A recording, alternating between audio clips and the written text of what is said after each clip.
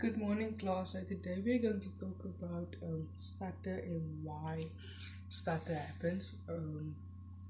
We are getting a new learner whose name is JP, and he stutters. And I know that usually we tend to bully um, learners who stutter, or at least children.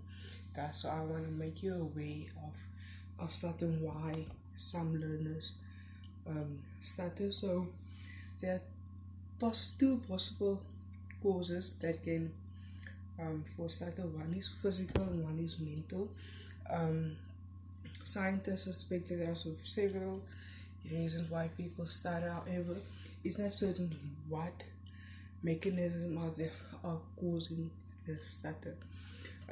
It affects people of all ages, but it's most common among children between the age of 2 and 6, and stutter can be outgrown.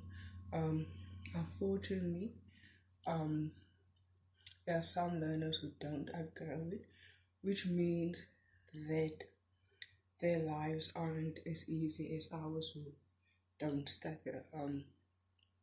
Learners who stutter struggle with social connections because they are afraid to speak. Due to their stutter, they're afraid that they'll be made fun of.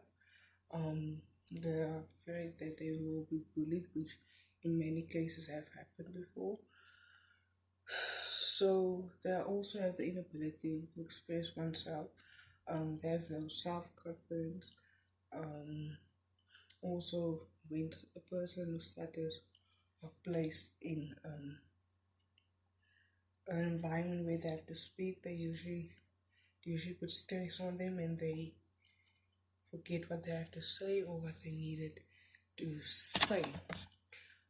Types of stuttering, the most common one is development, which is the developing of speech and language in a young child, but it's usually outgrown.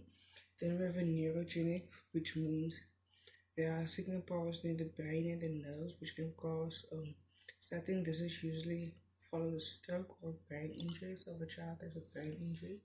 That's the case. And in psychological, it's usually areas in the part of the brain that deals with in the reasoning part. But what we can do is speech and stutter therapy. Get children who stutters for over 6 months to speech therapy. Things that we can do is be patient. Don't force them to speak. Let them don't let learners criticize them. Don't let learners try and complete a child stutters their symptoms. Things that you can do, that I can do as a teacher, is reduce the number of questions we ask them. And when we do ask questions, let it be a way where they can freely answer what's on their mind. Use your face and body language to show them that you are listening, that you're actually interested.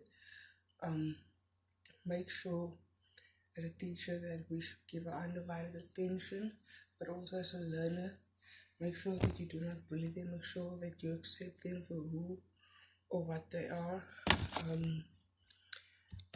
Be aware of how you communicate with the learner. That's very important too.